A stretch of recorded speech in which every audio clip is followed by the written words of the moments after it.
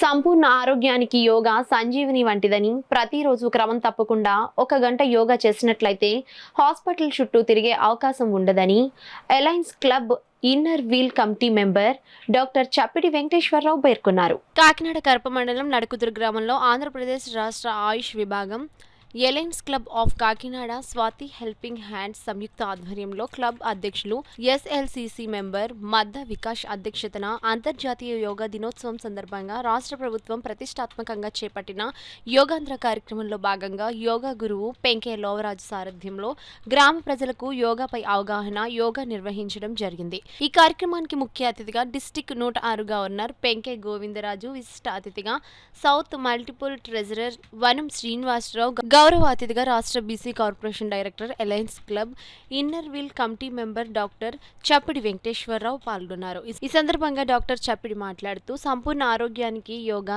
సంజీవిని వంటిదని, ప్రతిరోజు క్రమం తప్పకుండా 1 గంట యోగా చేసినట్లయితే హాస్పిటల్స్ చుట్టూ తిరిగే అవకాశం ఉండదని అన్నారు. గవర్నర్ గోవిందరాజు, ఎస్ఎంటి శ్రీనివాసరావు మాట్లాడుతూ ప్రస్తుత జీవన విధానంలో అనేక ఒత్తిళ్ల కారణంగా ఊబకాయం, బీపీ, షుగర్ వంటి వ్యాధులు వస్తున్నాయని, యోగాతో వాటిని దూరంగా ఉంచవచ్చని అన్నారు. ఈ కార్యక్రమంలో యోగా గురువు లోవరాజు యోగా ఆసనాలను వివరించి వాటి యొక్క ప్రాముఖ్యతను తెలియజేసి సభ్యులచే యోగాసనాలు వేయించడం జరిగింది.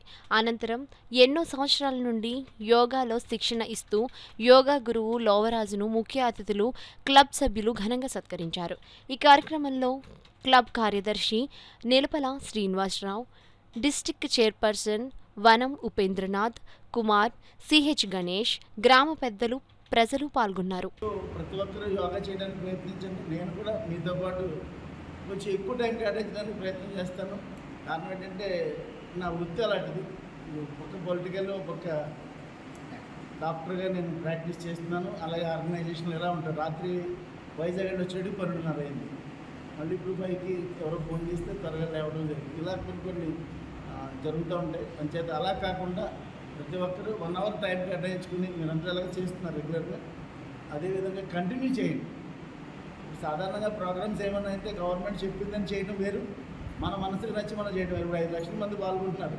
ఈ 5 లక్షల మంది రేపు ఖచ్చితంగా రోజు చేయగలిగితే ఇంకా వాళ్ళ ఆరోగ్యం ఇది సూపర్. మనం నిజంగా డాక్టర్ దగ్గరికి వెళ్ళాల్సిన పని లేదు.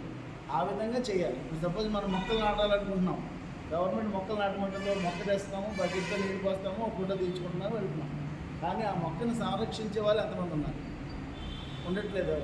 సో నిజంగా అలా ఉంటే ఎన్నాళ్ళ నుంచో మనం పర్యావరణాన్ని మొక్కలు నాటుతున్నాం. ఎన్నో మొక్కలు, ఓల్డ్ మొక్కలు ఉండాలి. కానీ ఈరోజు లేవు.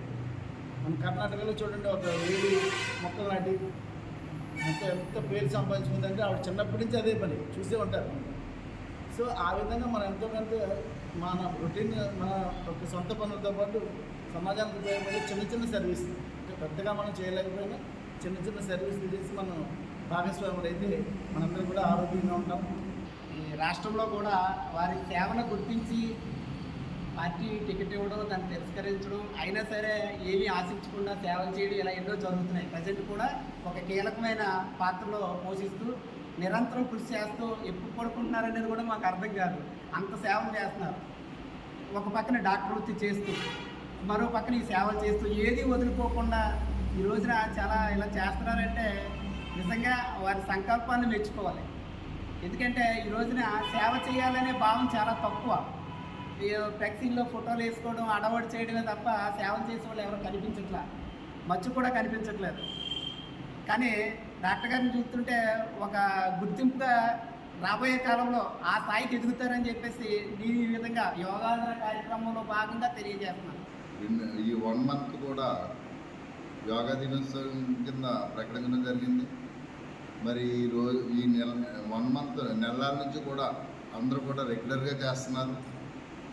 మరి ఇది రేపు లాస్ట్ డే కింద ప్రకటించడం జరిగింది.